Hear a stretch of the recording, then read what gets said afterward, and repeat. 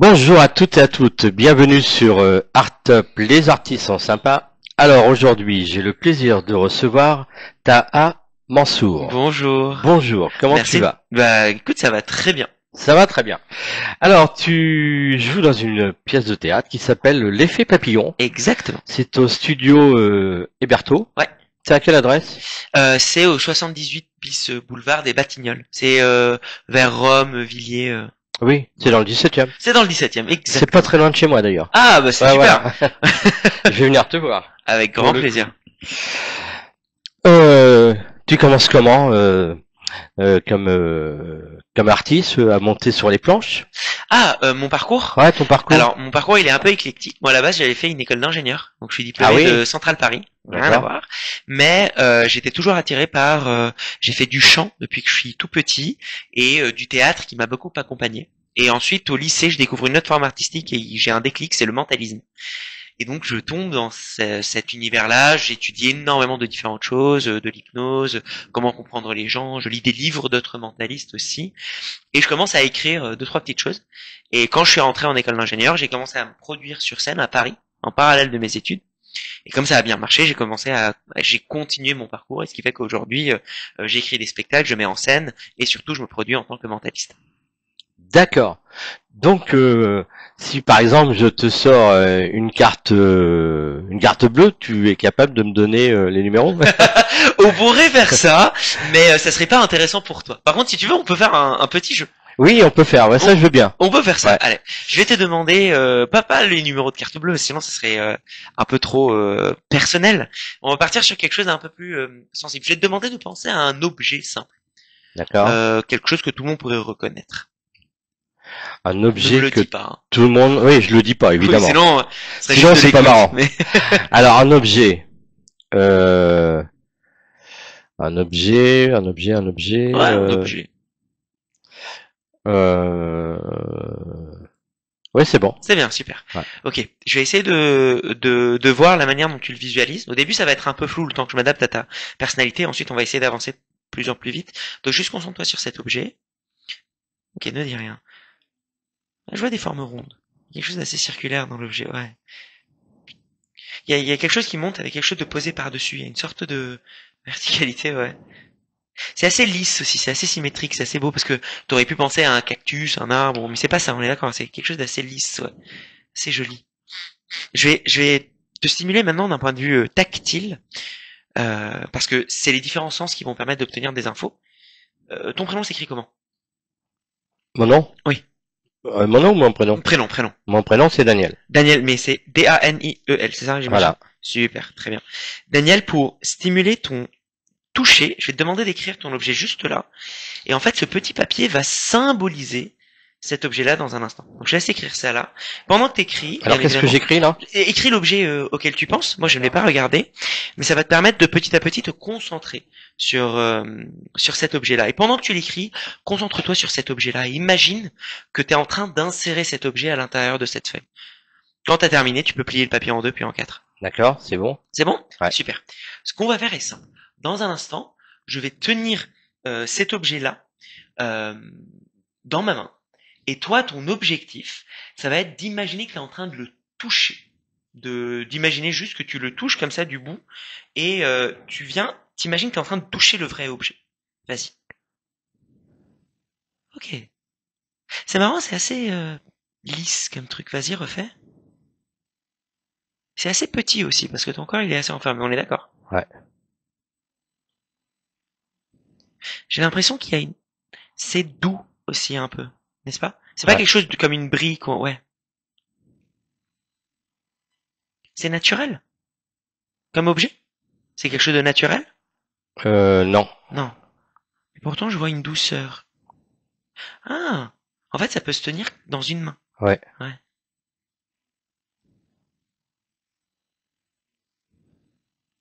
Une gomme? Ouais. C'est une gomme? Ouais. Bah, c'est trop bien. Trop fort. Magnifique. Alors là, j'ai toujours été surpris par les mentalistes. Ah bah, C'est écoute. quelque chose qui m'impressionne, tu vois. Bah, ravi. Ah oui, bon là, franchement, bravo. Ouais, c'était Merci. ça, c'était une gomme. D'ailleurs, je l'ai marqué. Incroyable. Ouais. Tout à fait.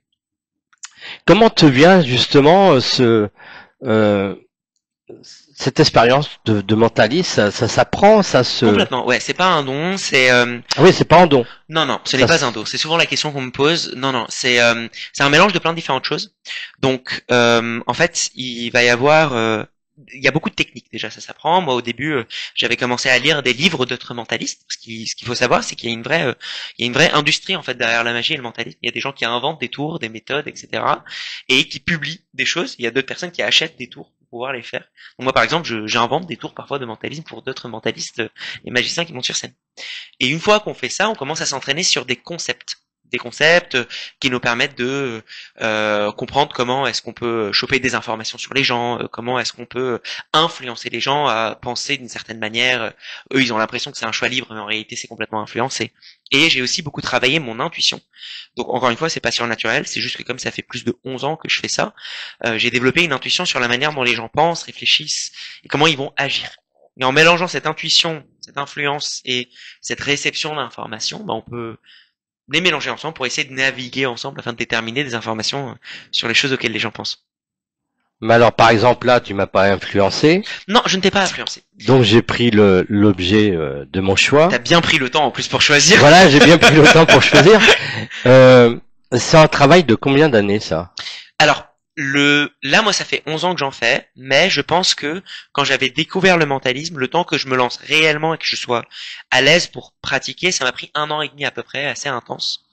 Et c'est souvent ce que je vois quand je coach certaines personnes pour se lancer dans le mentalisme. C'est à peu près cette durée-là, 1 an et demi, le temps de vraiment comprendre. Parce qu'en fait, au-delà de capter les informations ou obtenir les choses et faire le tour, on va dire, il y a aussi toute la capacité à se connecter à l'autre. Et ça demande vraiment un travail sur soi, de gestion de stress et de gestion du spectateur. Si par exemple j'étais en train de trembler ou si je suis pas à l'aise, ça marcherait pas. Donc il y a vraiment aussi un travail de corps, de regard, de placement pour rendre ça aussi intéressant pour les viewers, pour les spectateurs. Et ça m'a pris pas mal de temps. Et en fait, au début, ça marchait pas. C'est-à-dire que j'allais vers une personne, je lui dis pense à un objet, une fleur. Non, c'est pas grave. Et j'avançais dans ma vie et j'apprenais de mes erreurs au fur et à mesure en me disant ah ok parce que là j'ai mal fait le truc ou j'ai pas dit la bonne phrase ou j'ai pas réussi à voir la chose que je voulais voir. D'accord. Tu te sers du mentalisme pour bon, tu m'as dit tout à l'heure que c'est toi qui présentais Les spectacles, ouais. les spectacles, c'est toi qui les C'est moi qui suis sur scène. Ouais, qui les exactement. réalisais. Tu te sers de ça pour justement pour réaliser les spectacles avec les acteurs avec qui tu travailles. Ah, alors oui. Alors moi c'est moi qui suis sur scène dans l'effet papillon, donc ça c'est directement moi. Cependant, c'est vrai que quand je fais de la mise en scène pour d'autres spectacles, parce que je suis sur quelques mises en scène, les concepts. Oui, c'est ça que je voulais dire. Oui, c'est je vais retransformer ma question. Vas-y. Pour faire la mise en scène, est-ce que tu te sers du mentalisme? Oui, parfois ouais. D'accord. J'ai en fait moi, en parallèle des spectacles, je donne beaucoup de formations en entreprise et j'enseigne la communication d'influence. J'ai un gros parcours en parallèle en hypnose, en programmation neurolinguistique, en psychologie cognitive et en neurosciences sur qu'est-ce qui fait qu'on se comporte d'une certaine manière. Et donc, quand j'accompagne un acteur, j'ai effectivement les outils classiques on m'a appris, mes metteurs en scène et mes profs de théâtre, que je réutilise, mais je leur ajoute parfois un grain de détection de choses. Il y a des fois, par exemple, où je vais prendre un acteur et il est en train, je sais pas moi, de travailler une scène et je lui dis tiens, pense à un truc, je sais pas, qui t'émeut, juste pour le débloquer. Et il me dit il y a rien qui me vient, mais moi je vois qu'il y a quelque chose qui s'est passé dans sa tête. Je lui dis non, reviens à l'idée juste avant là. Tu me dis non, mais j'ai vu dans tes yeux qu'il s'est passé quelque chose. Utilise ça. Et ça me permet de décortiquer et de les pousser à des endroits fins, on va dire, et à débloquer des choses qui n'auraient pas débloqué autrement. Donc ouais, c'est un outil que moi j'utilise également d'un point de vue artistique. Tu fais de l'hypnose, c'est ça? Oui, absolument. Je suis certifié hypnothérapeute, donc praticien en hypnose. J'en ai 2 certifications et je suis aussi maître praticien en PNL, en programmation neurolinguistique. C'est une grosse étude, on va dire empirique, de comment est-ce qu'on voit le monde, comment est-ce que les mots que je utilise vont influencer les autres, et comment les mots qu'on utilise racontent notre manière de voir le monde aussi. Et en modifiant ça, on peut réussir à agir sur les croyances et le comportement d'autrui et de soi-même. D'accord. L'hypnose aussi, c'est un truc qui m'impressionne. Je me suis fait hypnotiser une fois. C'est vrai? Ouais. C'est génial. Moi, j'y croyais pas. Ah ouais, et du coup, on m'a hypnotisé, donc j'étais bien obligé d'y croire parce que Finalement, c'était une émission de radio. Ouais. Et la personne m'a dit, bah après l'émission, je vais t'hypnotiser. Ok. Et donc, du coup, ouais, j'ai été hypnotisé. Et c'est vrai que c'est impressionnant. Bon, tu perds carrément ton corps. Ouais. Tu entends la voix, mais t'es pas maître de toi-même. De ce qui t'arrive complètement. Voilà. Et en même temps, c'est aussi agréable, j'imagine, quand tu lis. C'est une expérience assez intrigante, non? Comme chose à faire. Oui, c'est vrai que c'est très intriguant. Complètement. Ouais. C'est quelque chose il y a souvent cette peur-là de, quand on entend l'hypnose, et du coup, je suis content que vous l'ayez déjà testé. Parce que la majorité des gens qui l'ont pas fait, ils se disent, ah là là, je m'endors. Ou alors, je perds conscience. Mais c'est faux. On reste conscient, mais on est un peu spectateur. Voilà. De ce qui se On passe. reste conscient, mais on n'est pas maître de notre corps. Exactement. Voilà. C'est ça. C'est un peu. Tu te sers aussi de l'hypnose Sur scène, pour ouais. la mise en scène. Absolument. Ouais. Moins dans, il y a des fois où oui, absolument. En fait, même moi en tant que acteur, là pour le coup, quand je suis que acteur sur certaines pièces, il y a des fois où je vais utiliser l'hypnose pour aller creuser des manières de jouer. Par exemple, j'adore quand je découvre un nouveau personnage, une fois que j'ai lu la pièce, me mettre en auto-hypnose, donc m'hypnotiser profondément, et Ah, tu te mets en auto-hypnose. je me mets en auto-hypnose, absolument. D'accord. Ça s'apprend aussi, on Ah peut ouais s'auto-hypnotiser à faire ça. C'est-à-dire qu'on apprend en fait à se lâcher prise dans une certaine direction. D'accord. Et en auto-hypnose, j'apprends à vivre le personnage. Et je me dis, tiens, je vais passer une journée avec ce personnage-là sous hypnose. Mais du coup, là où c'était quelque chose que j'aurais pu faire consciemment, normalement, en hypnose, ça renforce beaucoup, beaucoup plus. Et je découvre des manières de dire, des phrases, des mimiques, que après, quand je sors de l'hypnose, je me dis, tiens, je pourrais recopier ça pour pousser l'exploration de mon personnage beaucoup plus long. Et c'est quelque chose aussi parfois que j'utilise avec certains des comédiens que j'accompagne. Alors donc l'effet papillon. Parle-moi un peu de l'effet papillon. C'est toi qui l'as écrit. C'est moi qui l'ai écrit, Ouais. commis en scène, et c'est moi qui joue dedans du coup. Voilà. Donc T'es tout seul sur scène. je ou- suis tout seul sur scène, Ouais. accompagné des spectateurs qui me rejoignent pour les expériences de Voilà. mentalisme. C'est combien de temps de travail pour l'écriture de cette pièce? L'effet papillon. Alors, le temps que je vais donner est un peu biaisé parce que c'était un temps espacé, c'était pas un temps continu. Mais entre la première fois que j'avais commencé à l'écrire, c'était à 17 ans. La première représentation de ce spectacle s'est fait à mes 20 ans. Et après, le spectacle a beaucoup évolué depuis. Donc, c'est un spectacle que je double depuis 7 ans maintenant, D'accord. qui a été beaucoup, beaucoup renforcé en termes de mise en scène, en termes de lumière, de son, etc. Mais au début, oui, ça m'avait pris à peu près 3 ans pour réfléchir au concept, aux effets. Mais c'est un spectacle en perpétuelle Ça dure amélioration. combien de temps? 1h20. 1h20. Et 1h20 sur scène, c'est pas trop long? Non? moi j'aime bien. Ouais. Et en fait, contrairement à des C'est bien comme monologues, format pour toi? moi j'aime bien. Ouais. Ouais. C'est un format qui est assez équilibré. Je trouve qu'avec 1 heure, je reste à ma fin parce que je sens que j'ai envie de développer d'autres choses. D'accord. 1h20, je trouve, bon, parfois il dépasse jusqu'à 1h30 parce que comme il y a des gens qui me rejoignent sur scène, je maîtrise pas tous les paramètres. Donc il y a des fois où tout le monde va prendre plus de temps, il y a des fois où ça va être hyper rapide, mais ça tourne aux alentours des 1h20 en tout cas. D'accord. Tu peux nous parler un peu de Spectacle. de cette pièce, de ce Absolument. spectacle? Donc c'est un spectacle minimaliste et poétique qui explore les connexions cachées de l'univers. C'est-à-dire, le spectacle commence en se disant « Et si chacune de nos petites actions, aussi infimes soient-elles, avait un impact plus grand sur le monde environnant ?» Et à travers plusieurs expériences interactives, j'emmène le public à se questionner au-delà de ce spectacle-là, aux phénomènes mystérieux qu'ils peuvent croiser dans la vie quotidienne, en leur donnant quelques billes de lecture, en leur montrant comment parfois un geste ou un mot peut rendre quelqu'un d'hyper prévisible alors que la personne a l'impression d'avoir un libre arbitre. Comment parfois, juste en créant un contexte suffisant, je peux créer des connexions entre différents individus et comment tout cela nous connecte à un niveau humain beaucoup plus profondément que ce qu'on pourrait imaginer. Et donc le spectacle est un peu une ode à l'émerveillement à travers une mise en scène uniquement éclairée par de la lumière, un jeu de lumière, de couleurs et de musique pour vraiment mettre en avant les phénomènes qui se mettent en place entre les personnages et les personnes du coup du public qui montent sur scène et qui m'en rejoignent. D'accord. Tu joues un seul personnage dans cette... Je joue moi-même, Tu joues effectivement. toi-même? Le présentateur qui est un peu donc effectivement mentaliste, qui va lire dans les pensées, un peu comme je t'ai fait, influencer le choix des gens, etc. La manière dont j'ai écrit ce personnage-là, je me suis beaucoup inspiré de moi, donc c'est vraiment moi sur scène, on va dire. Mais il a un côté un peu mystérieux, c'est-à-dire qu'il est très passionné, très dans le partage et très bienveillant. Et c'était quelque chose qui était très important pour moi. La majorité des spectacles de mentalisme, on a souvent le mentaliste qui sait, qui est fort, qui contrôle les gens et qui fascine. Là, mon personnage, enfin moi en tout cas sur scène, je voulais plutôt, à travers les expériences, redonner le pouvoir au public et leur permettre de repartir avec de l'émerveillement. Et c'était ça qui était important pour moi.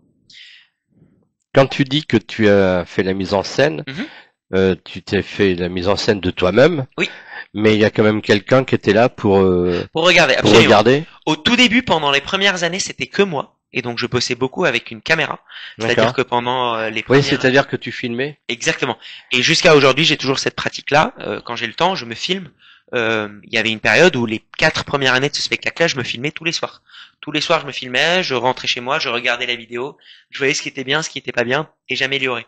Et en fait, c'était important pour moi de faire ça. Et pareil pour les autres spectacles que j'ai écrits pour moi, comme la mise en scène fait partie parfois de la méthode nécessaire pour le mentalisme, c'est très compliqué d'expliquer ça à quelqu'un qui va me dire parfois ouais mais en fait là c'est pas joli que tu te places là. C'est très compliqué de lui expliquer que je dois être là précisément pour pouvoir faire réussir la méthode. Donc je préfère parfois juste me lancer solo en mise en scène et une fois où je sens que je suis à l'aise avec le concept, je prends quelqu'un pour renforcer beaucoup plus loin. Et c'est le cas de Marine Monteau qui est la co-metteuse en scène du coup de ce spectacle-là, qui m'a permis de pousser la direction d'acteur, le rythme, la fluidité et des idées de visuel que j'aurais jamais pu faire solo. Et c'est la beauté aussi de l'exploration à deux.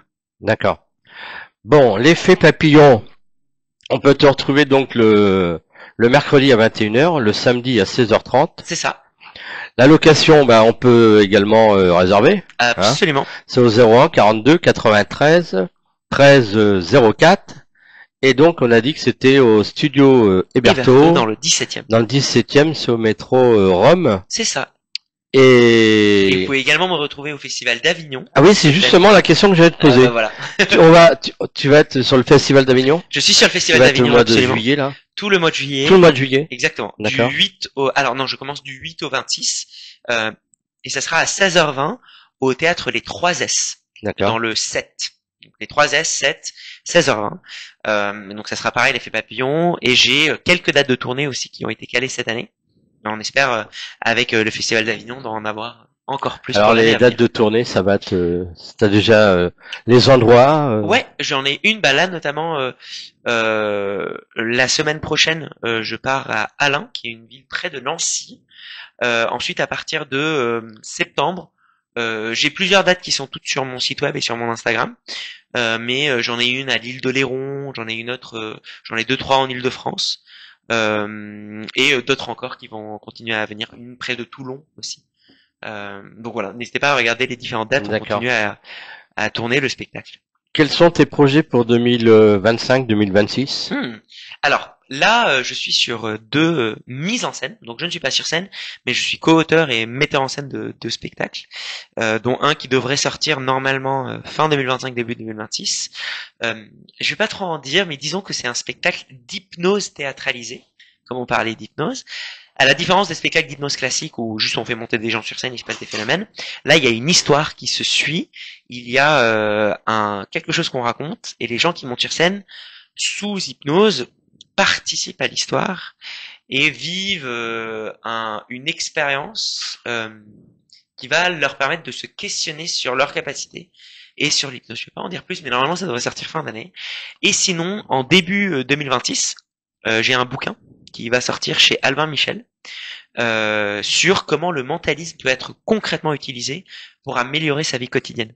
Et c'est un mélange de tous les travaux de recherche que j'ai fait depuis plusieurs années maintenant sur comment améliorer son influence et développer son intuition pour réussir à reprendre mieux le contrôle de sa vie.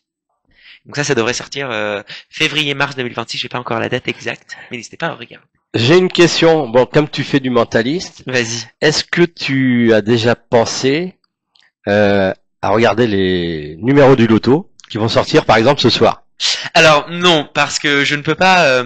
En fait, tout ce que je fais va être forcément relié à des gens. Donc, c'est-à-dire s'il y a une personne qui ne connaît pas les numéros de loto, je pourrais pas le déterminer. Je ne suis pas clairvoyant. Mais cependant, les seules choses les plus proches que j'ai réussi à faire dans la prédiction d'événements futurs, c'est un peu ce que beaucoup de personnes intuitives font. Il y a notamment par exemple les profilers qui travaillent parfois avec le FBI et le CIA, dont leur job c'est sous intuition, essayer d'anticiper les prochaines tâches, les prochaines actions d'une personne. Et en fait, dans certains contextes, si on arrive à mettre les gens dans un contexte donné, eh ben, si on se connecte à une intuition, une manière d'analyser le monde d'une manière beaucoup plus fine, on peut parfois réussir à déterminer des événements futurs. Et ce que des personnes parfois appellent des flashs ou alors des rêves prémonitoires, etc. Bah, en fait, il y en a parfois où c'est que de la chance, mais il y a d'autres moments où j'en suis persuadé que c'est leur intuition, leur inconscient, qui a analysé plein de choses autour d'eux. Et tout ça a poussé à croire qu'il va se passer ce phénomène. Les numéros de loto, comme ils sont très distants, qu'il n'y a pas de contrôle là-dessus, et que c'est vraiment aléatoire, ou en tout cas très très proche de l'aléatoire, c'est plus compliqué à les atteindre. Donc malheureusement non, je ne pourrais pas vous donner... Et en vrai de vrai, j'aurais tenu ce même discours, même si je les avais, parce que je les garderais pour moi. Voilà. Mais par exemple, une personne qui disparaît, qu'on recherche, est-ce que tu peux dire à peu près où est-ce qu'elle est? Alors, ça c'est possible ou pas? C'est à un certain niveau. Bon, Moi, ça je ne suis pas... c'est de la voyance un peu. Ouais. Mais en tant que mentaliste, est-ce que tu arrives à retrouver des... En fait, je ne vais pas réussir à retrouver. Par Ouais. contre, c'est justement comme certains profilers font, on peut essayer de comprendre le comportement de cette personne D'accord. et d'essayer de déduire, mais d'une manière émotionnelle, Mmh. les prochaines étapes. C'est-à-dire que vraiment, quand on voit par exemple l'étude, encore une fois, je n'ai pas du tout étudié la criminologie ou l'étude de ces petits détails-là, donc moi je ne serais pas du tout capable de faire ça. Mais avec un travail intuitif, on va réussir à capter des informations différentes de ce que l'on a habituellement. Si on prend par exemple, dans les séries, en fait, elles sont très exagérées. Ce qu'on arrive à faire avec l'intuition, on arrive à tout capter. Donc c'est pas complètement vrai là-dessus. Cependant, si on prend par exemple John Douglas, c'était un personnage qui avait lancé le concept de profiling au CIA. C'était le premier qui avait refait ça.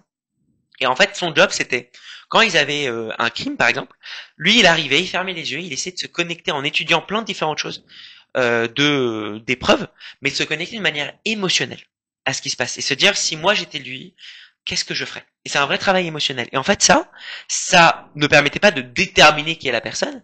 En revanche, ça permettait d'accélérer le processus d'élimination de suspects.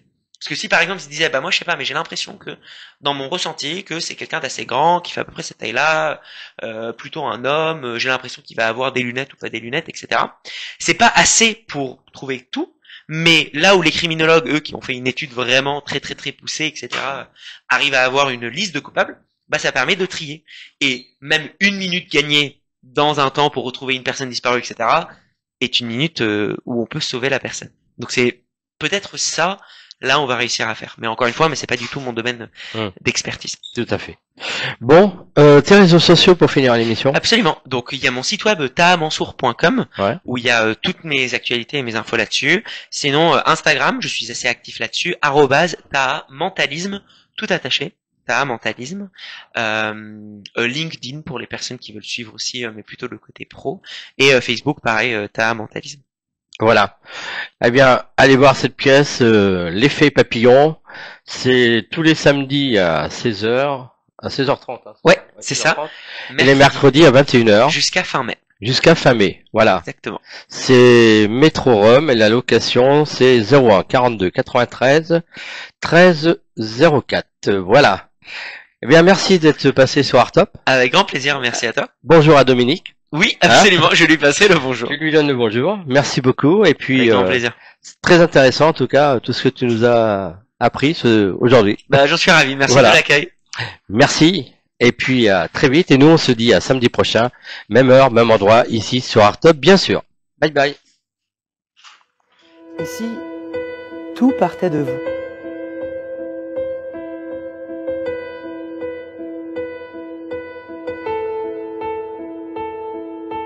Et si chaque action que vous faisiez, aussi infime soit-elle, avait un impact bien plus grand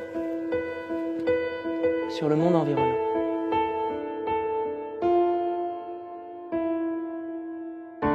Prend des formes, ils forment des lettres. Les lettres se mélangent ensemble et forment des mots. On les applaudit bien fort, merci infiniment. Bravo, Alexandre. Battant ses ailes loin au-dessus de la mer. Un seul goéland suffisait pour fausser autant ces données-là. Vous êtes né le quand, Sophie? Le 6 juin. Et si je vous disais du coup que tout votre voyage était écrit à l'avance, à tous les détails près, avant même que vous sachiez que vous allez monter sur scène ce soir. Albert Einstein a dit: le mystérieux est le plus beau sentiment que l'on puisse ressentir. Et dites-lui merci Emmanuel. Vous pourrez faire ça pour moi? Oui. Merci beaucoup.